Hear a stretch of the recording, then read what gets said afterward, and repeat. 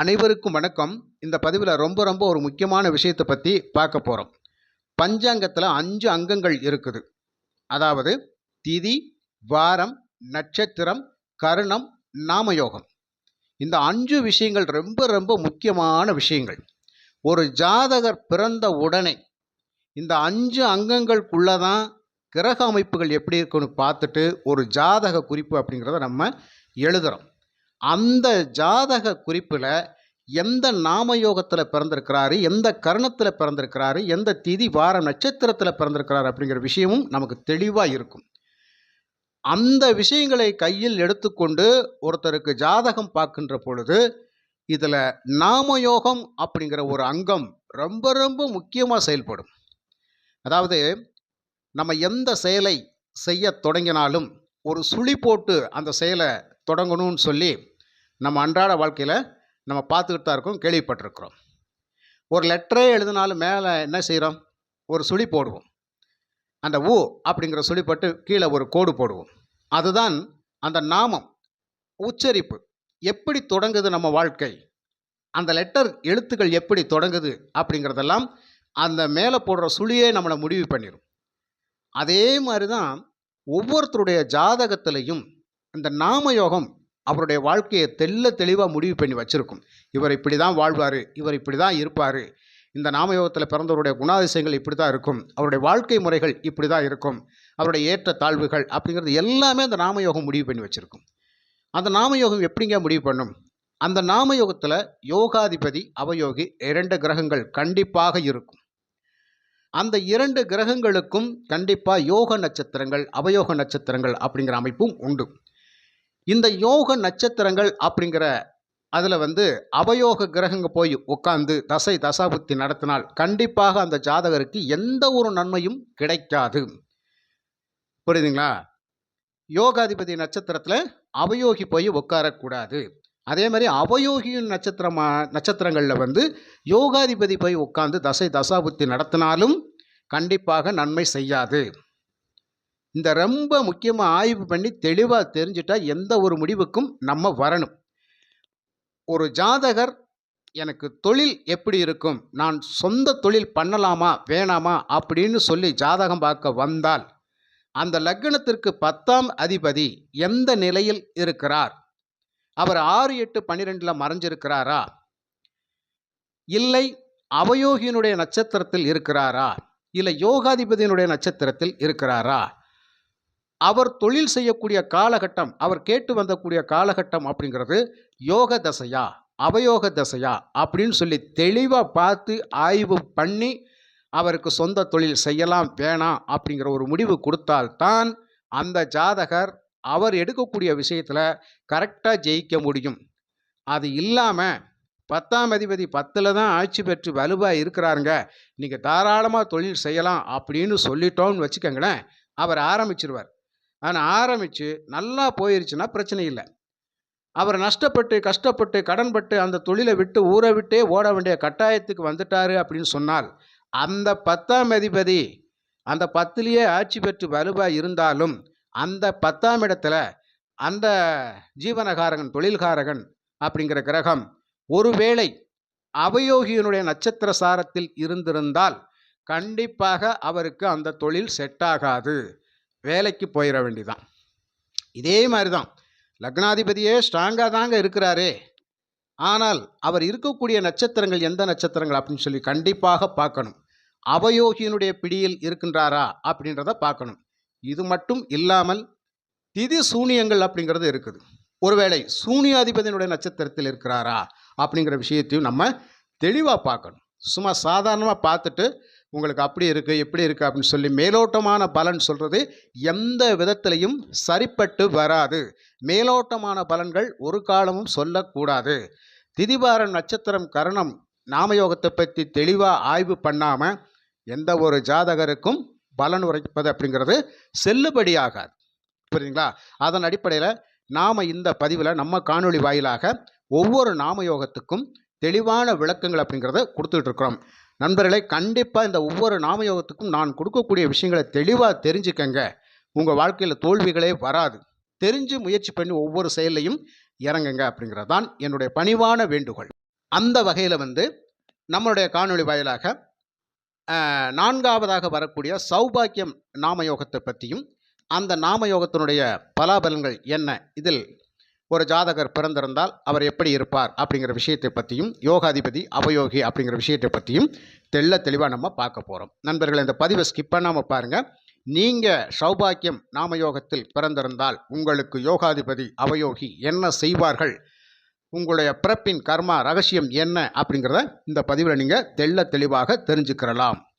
சகல சௌபாக்கியங்கள் பெற்று பெருவாழ்வு வாழ்க அப்படின்னு சொல்லி ஒருத்தர் நம்மளை வாழ்த்துறாருன்னு சொன்னால், அந்த வாழ்த்து நமக்கு கிடைக்கணும் அப்படின்னு சொன்னால், அதற்கு நம்ம ஜாதகத்தில் நாம் பிறந்த நாமயோகம் சௌபாக்கிய நாமயோகமாக இருந்தால் கண்டிப்பாக அது நம்மளை சேர்ந்துதான் தீரும். யார் யாரை வேண்டுமானாலும் வாழ்த்தலாம். ஆனால் ஒருத்தர் கொடுக்கக்கூடிய வாக்கு, அது வாழ்த்துறது அப்படிங்கிறது நீ சந்தோஷமாக இரு, எல்லா வளமும் பெற்று வாழ்க்கையினுடைய உச்சத்துக்கு செல் அப்படின்னு சொல்லி ஒருத்தர் வாழ்த்துறாருன்னா, அந்த வாக்கை வாங்கக்கூடிய யோகிதை, அந்த அனுகிரகமாவது நமக்கு இருந்தால் தான் அவர் விடுகின்ற வாக்கு நமக்கு பலிக்கும். அப்படி ஒரு அற்புதமான நாமயோகம்தான் இந்த சௌபாக்கியம் நாமயோகம். இந்த சௌபாக்கியம் நாமயோகத்திற்கு யோகாதிபதி அப்படின்னு சொல்லக்கூடியவர் சுக்கிர பகவான். இந்த யோகாதிபதியினுடைய நட்சத்திர புள்ளி பூரம் நட்சத்திரம். பூரம்தான் யோகாதிபதியினுடைய முதல் புள்ளி. அதே மாதிரி இந்த நாமயோகத்திற்கு குரு பகவான் அப்படிங்கிற கிரகம் கண்டிப்பாக அவயோகியாக செயல்படுவார்.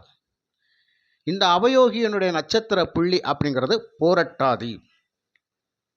இப்போ யோகாதிபதியினுடைய நட்சத்திரங்கள் பரணி, பூரம், பூராடம். இதில் பூரம் நட்சத்திரம் முதலாக வரக்கூடிய யோக புள்ளி. இதில் தான் ஸ்டார்ட் ஆகும் யோகம். அதே மாதிரி அவயோகி குருபவனுடைய நட்சத்திரம் புனர்பூஷம், விஷாகம், போரட்டாதி. இந்த அவயோக புள்ளி போரட்டாதி.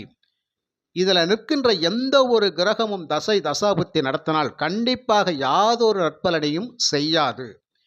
மிகப்பெரிய கர்ப்பிணி பெண்களுடைய சாபத்தை பெற்ற இந்த தோஷமாக செயல்படும் அந்த பூரட்டாதி நட்சத்திரத்தில் நின்ற கிரகங்கள் தசை தசாபுத்தி நடத்துகின்ற பொழுது அந்த ஜாதகருக்கு கடுமையான தோஷங்களை ஏற்படுத்தும், கஷ்டங்களை ஏற்படுத்தும், பொன்பொருள் செல்வாக்கியத்தை தடைப்படுத்தும்.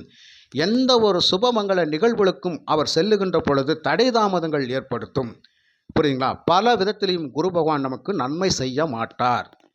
இந்த பூரட்டாதி நட்சத்திரம் கடுமையான பெண் சாபத்தை, கர்ப்பிணி பெண் சாபத்தை பெற்ற நட்சத்திரமாக ஜோதிட சாஸ்திரத்தில் சொல்லப்பட்டிருக்கிறது. அப்படி என்றால் இந்த சௌபாக்கியம் நாமயோகத்தில் பிறந்திருக்கின்றவர்கள் கண்டிப்பாக அந்த சாபத்திற்கும் ஆளாக கூடும் அப்படிங்கிறது தான். புரியுதுங்களா? அப்போ பூரட்டாதி நட்சத்திரத்தில் எந்த கிரகம் நின்று தசை தசாபுத்தி நடத்தினாலும் கஷ்டம்தான் வருமே தவிர வேறு ஒன்று நமக்கு வராது. அதற்கப்புறம் புனர்பூஷம், விஷாகம். இந்த புனர்பூஷம், விஷாகம் நட்சத்திரத்தில் எந்த கிரகம் நின்று தசை தசாபுத்தி நடத்தினாலும் இந்த அவயோகி மாதிரியே செயல்படக்கூடிய அமைப்பில் இருப்பாங்க. இப்போது நீங்கள் எந்த லக்னம், எந்த ராசியில் பிறந்திருந்தாலும் உங்களுக்கு இந்த சௌபாக்கிய நாமயோகமாக இருந்து குருதசை வந்தால் கண்டிப்பாக ஒரு சுபபலனும் நமக்கு நடக்காதுன்றதை நீங்கள் தெளிவாக புரிஞ்சுக்கங்க. இந்த குரு லாபஸ்தானத்தில் இருக்கிறாருங்க, 10ல் இருக்கிறாருங்க, 7ல் இருக்கிறாருங்க, 5ல் இருக்கிறாருங்க, 2ல் இருக்கிறாருங்க.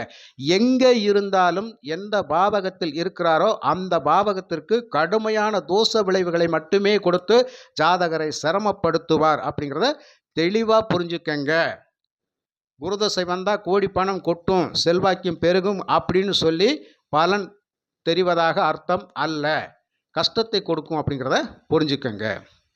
ஆனால் யோகாதிபதி சுக்கிர பகவான் இருக்கிறார் பார்த்தீங்களா, அவர் இந்த அவயோகி நட்சத்திரங்களான புனர்பூஷம், விஷாகம், போரட்டாதி நட்சத்திரத்தில் நிற்காமல் தனிப்பட்ட முறையில் இருந்து வேறு நட்சத்திரங்களில் இருந்தால் கண்டிப்பாக அவருடைய தசை தசாபுத்தி காலங்களில் அந்த ஜாதகருக்கு மிகப்பெரிய செல்வ வளம் பெருகும் அப்படிங்கிறதையும் புரிஞ்சுக்கங்க.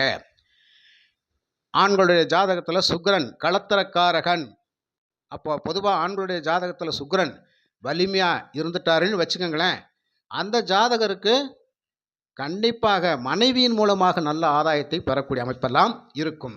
அப்போ சுக்கிரன் எந்த பாவகத்தில் இருந்தாலும் சிறப்பான பலனை கொடுப்பார். லக்னத்தில் இருந்தால் ஜாதகர் சிறப்பாக செயல்படுவார். 2ஆம் இடத்துல இருந்தால் குடும்பம் ரொம்ப சந்தோஷமாக அமர்க்களமாக போயிட்டு இருக்கும், வருமானத்துக்கு தடையே இருக்காது.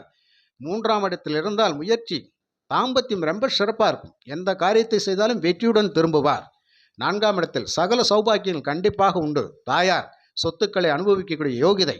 5ஆம் இடத்தில் அதிர்ஷ்ட வாய்ப்புகளுக்கு குறைவே இருக்காது. உயர் கல்வி, உயர் வேலைவாய்ப்பு, தொட்டதெல்லாம் துலங்கக்கூடிய அமைப்பு, குழந்தைகளால் செல்வ வளம் பெருகக்கூடிய அமைப்பு, குலதெய்வத்தின் மூலியமாக நல்ல அனுகிரகம் பெறக்கூடிய அமைப்பு, போட்டி பந்தயங்களில் கலந்துக்கிட்டு வெற்றி பெறக்கூடிய அமைப்பு. 6 கடன் இல்லாத நிம்மதியான வாழ்க்கை.